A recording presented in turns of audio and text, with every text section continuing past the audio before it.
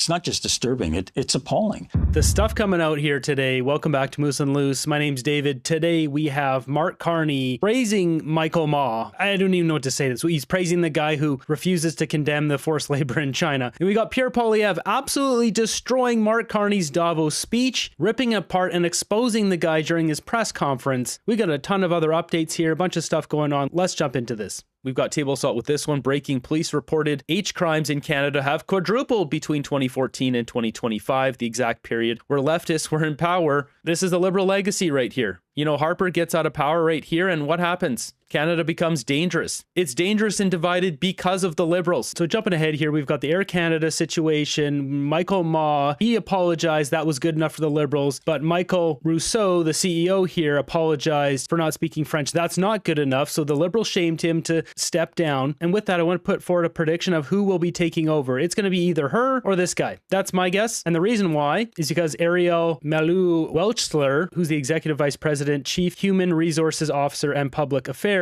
is a ESG person. You can see here, Element nominates her to board of directors, publishes inaugural ESG report. We've also got her named here. Air Canada demonstrates commitment to social responsibility with release to 2018. This is going back, but corporate sustainability report. And you can see here, real sustainability requires accountability. For this reason, since 2011, Air Canada has issued public sustainability reports, yada, yada. That's coming from her own words there. There's also this one here where she's named down here. We've got continue to support development of low carbon sustainable aviation fuel or SAF in Canada. That's what we're talking about. Green jet fuel. Brookfield's invested in this $1 billion. Put it to work. It's a great opportunity. When you lobby the government and force airlines to use this stuff, you make a lot of money. So I think she's the top pick. The second guy here, Mark Gallardo, which I think is a lesser chance that he becomes CEO, or at least who Mark Carney wants to be CEO. I bet this is his top pick. He wants Ariel to be CEO. But this guy, Mark, we can see here, Mark Gallardo, Executive Vice President. Air Canada confirms A350-1000 order to mark next phase of global expansion. So he goes on here to talk about the next step in the fleet of their evolution. The aircraft brings state-of-the-art capabilities and improved efficiencies to Air Canada, unlocking new long-haul opportunities. And it goes on to mention here the A350 is already able to operate with up to 50% sustainable aviation fuel, and Airbus has set a target for its aircraft to be capable of operating with up to 100% SAF by 2030. He's wrapped up in this too. So just putting that prediction forward, we already know Air Canada has a climate action plan. I've already showed you the ESG and all this stuff. So it's very clear why they forced Michael Rousseau out. He was great for business at Air Canada and turning the company around. He's not good for the net zero agenda. And to top it off, I believe they're both fluent in French. And with that net zero agenda, we've got this scathing clip here of Mark Carney praising Michael Ma. And before we play this, we're going to play these back to back with Pierre's comments here obliterating him, as Mark Nixon points out. But first, let's tee this up. Pierre Poilievre came out with a press conference saying he doesn't support the $90 billion ultra high-speed train because it's being funded by taxpayers. This should be a project that the private sector does, but of course the Liberals want to bankrupt us and they want to steal Canadians' land along the route. That's the problem here. So first up, we got Carney here, and it's a little hard to hear, but him praising Michael Ma. Provincial municipality. And Gary and the has been in the front lines of that, and we're making tremendous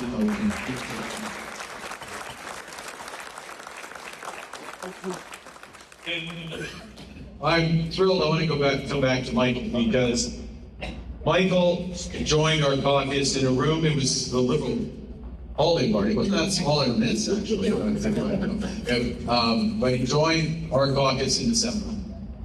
And he joined, because he said he was guided by the values of building up others, delivering results. He's a result-oriented individual and choosing a path that creates opportunities for Canadians. These are fundamental Liberal values, fundamental Canadian values, and that's why Michael Ma has found a home in our party, and we've been so glad to welcome you and work with you.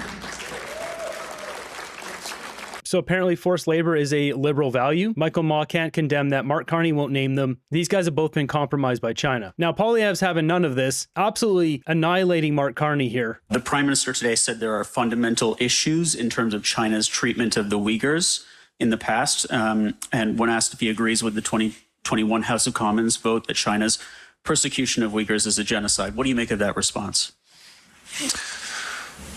Can you just repeat the last part? I didn't catch that. Yeah, let me just pull it. Yeah, when asked if he agrees with the 2021 House of Commons vote that China's persecution of Uyghurs is a genocide, the Prime Minister today said that there are fundamental issues in terms of China's treatment of the Uyghurs in the past. And what's your take on that? Wow. So he couldn't even agree with the motion that the Liberals adopted. Wow. So it looks like the Davos speech was all a big illusion.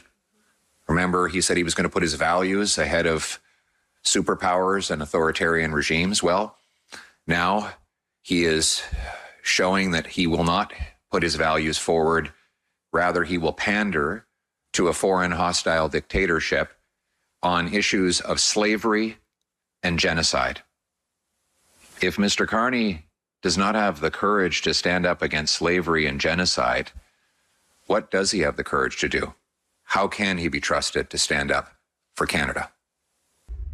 Wow, that is scathing soundbite. If Mr. Carney does not have the courage to stand up against slavery and genocide, what does he have the courage to do? How can he be trusted to stand up for Canada? Ouch, that burns bad. My goodness, Pierre hitting a home run with this one. Poilievre is on fire lately. If our media were even somewhat balanced, this would be game over for Carney. He's a globalist. He doesn't stand up for anyone but his own, and it's all about the money. Canadians are being bled financially and morally by Carney. We've also got Lisa Raitt here on CBC dropping the hammer about the MOU. Pipeline deal is not done. April 1st. It's come and gone. Of course, we knew this was going to happen because Carney doesn't care about this. This is how long it's going to take. These are the people I need to talk to, and this is what it's going to cost us to get through this regulatory process. That's all that they're looking for. And what they're hearing right now are MOUs and missed deadlines, and we're going to open up 2 new parks and promise 30% of Canada is going to be a park. That's the messages that are being sent right now in a time of crisis, both economically and geopolitically. And I hope and I pray that Mr. Carney is focused on the outcomes of getting things built because he does not have a lot of runway. You've got 2 to 3 years at most to try to fix the ship on this one in order to be able to take advantage of what's going to happen in the future, whatever that may be. Yeah, she's right. This is what Carney's focusing on. $3.8 billion for parks. He's going to turn these into carbon credits, monetize it, and enslave us with his carbon credit system. I don't know if she realizes that's what's going on, why Carney did that. Nobody's questioning why he's doing this. Nobody said, why would you spend that much money on nature when we have so many Canadians who can't afford to live in a house, afford food? I mean, I know so many people who live in their vehicles now. I'm sure everyone knows somebody who lives in a vehicle now. One of my good hiking buddies I go on my big adventures with lives in his vehicle. This is hitting everyday people. Coincidentally or not, it won't matter if it secures his majority. Canadians are just so unbelievably naive. This high trust society has been our absolute downfall. We have to break this and become a low trust society. This is the only way to fix this. Sadly, at least in terms of our government, he's fixing nothing but his golden pockets. There was a bunch of other media that came out. I can't bear to listen to any more of this nonsense. We got Julia DeBrusen on here talking about how great her $130 per ton carbon tax, industrial carbon tax is on us. Like, I think we've all had enough of this, but I mean, just to show you, they've had her on CBC and CTV today. That we have the certainty and predictability of a working industrial carbon price. I understand. Nobody cares about that. There's literally no one saying, please have greener oil or greener coal or greener whatever, otherwise we won't buy it. And that's what they haven't been able to produce, but nobody asked them that. Why isn't Vasi asking, hey, show us example that Japan demands that your oil be more green? Because they haven't. Nobody said that. No one gives a rat's. This is all just a big scam to rip off the taxpayers. This is going to end up in a full-blown revolution if they keep pushing this stuff because people are already on the brink. They won't know problems until they really happen. It'll be nasty. Who knows what'll happen? People start burning down everything. Who knows? You know, once you start stealing people's land on top of that, the Liberals want problems. They're going to get them pretty quick. Read the comments, read the room. Canadians having enough of this bullcrap. We got this one on CBC. They got reporters over in China now doing reports there, trying to make it seem all nice and friendly. There's no forced labor. China now makes nearly 70% of all the electric vehicles in the world, and it has revolutionized the industry with its robotic manufacturing plants. Lisa Xing visited one of them. She has more now on what goes into making the high-tech cars that are soon set to hit the Canadian market. We're at the Zeekr factory in Ningbo, China. It's owned by Chinese EV company Geely.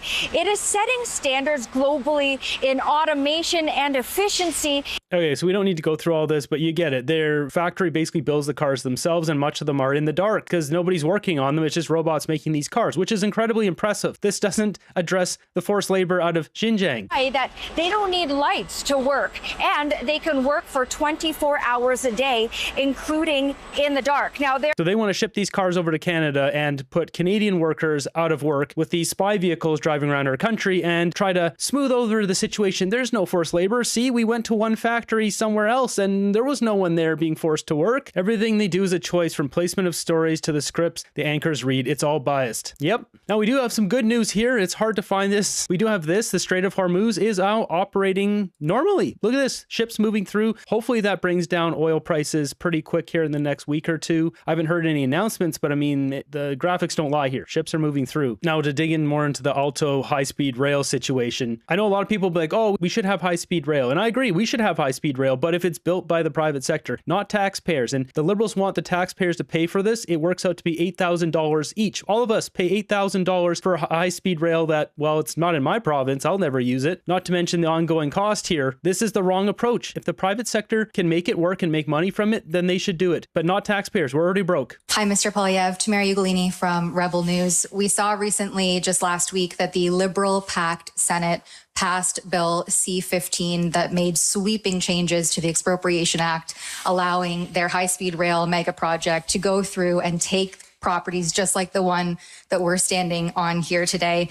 How do you plan to fight this rigged racket, in addition to calling for the cancellation of Alto altogether, but to reform back checks and balances in place so that people's private property cannot be seized under what many are calling this liberal land grab? That's a good way of putting it. It is a liberal land grab. Your private property is not safe under this liberal government. We have seen that with the decision by the liberal government to refuse to defend private property rights in the Cowichan lawsuit in the West.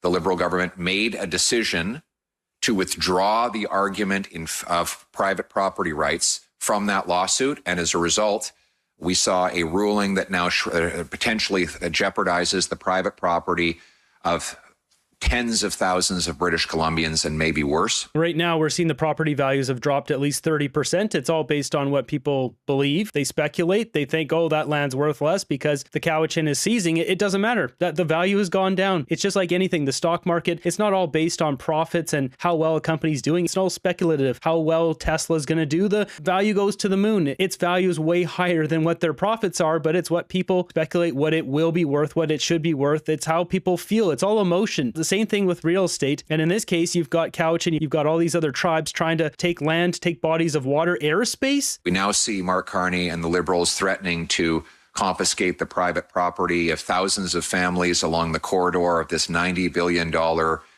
Alto monstrosity.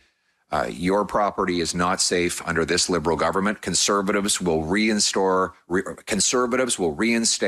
your right to have your property. We will stop the confiscations. Property rights are human rights. Yeah, this is good. Pierre's going to double, triple down on this. This will win him the next election. People don't want their house stolen, their land, or their ability to build on their own land. Why is no government speaking with the Boring Company to put the system underground? Because it's Elon Musk. He's evil or whatever. I mean, Doug Ford canceled the whole Starlink deal just because of Elon Musk. There's too much TDS, just complete stupidity in our country. Jumping ahead, we got CBC Watcher posting this clip, which is quite scathing. It's multiple minutes of Mark Carney getting annihilated on the CBC, believe it or not. So to cue this up, we've got Rob Russo from The Economist, and we're talking about Michael Ma, human rights, forced labor. This is making it to CBC. We're kind of a trickle-down effect from that viewpoint in terms of engaging with the world as it is, as opposed to how we wish it would be. One hopes not.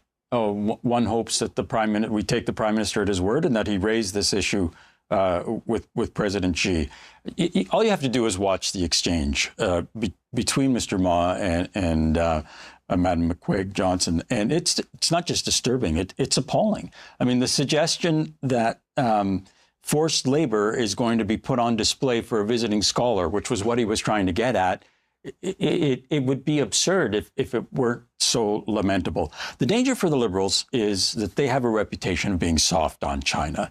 We go back to 2013 or 14 when Justin Trudeau said that he admired the Chinese's ability to do things very quickly. Of course, it's easy to do that when any kind of dissent dictatorship is suffocated. You think of Minister McCallum, who said that it would be good for the Liberal Party. He was telling his Chinese interlocutors in Beijing, if the government in China were not seen to be tough on Canada, so that they've got to be careful that they're not seen as soft on China.